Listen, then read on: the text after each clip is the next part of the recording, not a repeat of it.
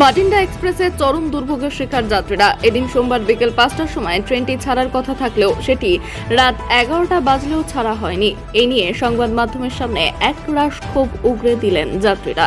জানা গিয়েছে, এই ট্রেনটি প্রায় প্রতিদিনই লেট করে বালুরঘাট স্টেশন থেকে ছাড়ছে। ট্রেনটি বালুরঘাট থেকে দিল্লি হয়ে ভাটিন্ডায় যায়।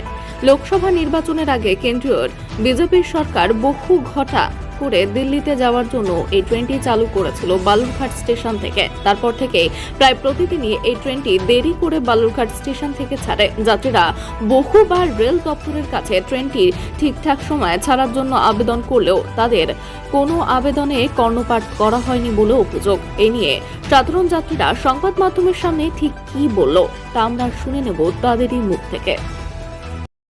এটা নিয়ে আপনাদের কি রকম অসুবিধা হচ্ছে? অসুবিধা মানে রোগী আছে, অসুস্থ, খুব সমস্যার মধ্যে পড়ে গেছে। এখন ভাবতে পারছি না যে কোথায় যাবো, কী করবো।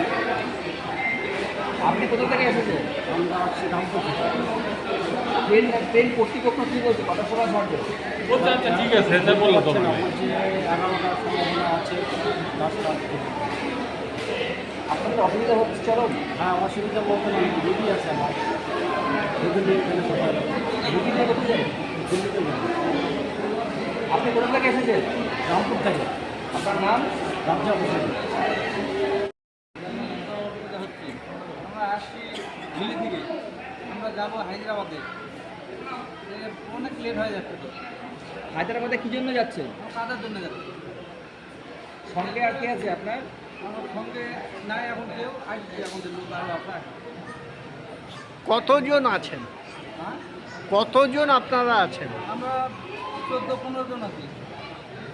14-15 জনই কাজের জন্য? হ্যাঁ, কী কাজের জন্য যাচ্ছেন? আমরা ওখান থেকে কাজ করি, আমি সিকিউরিটি গার্ডে কাজ করি কোথা থেকে এসেছেন? দিল্লি থেকে। তো ট্রেনের তো সমস্যা, তো কি অসুবিধায় পড়ছেন? অসুবিধা হলে তো সমস্যা পড়েছি, এটা ওখানটায় স্টেশনে এসে বসে থাকা লাগিচ্ছে।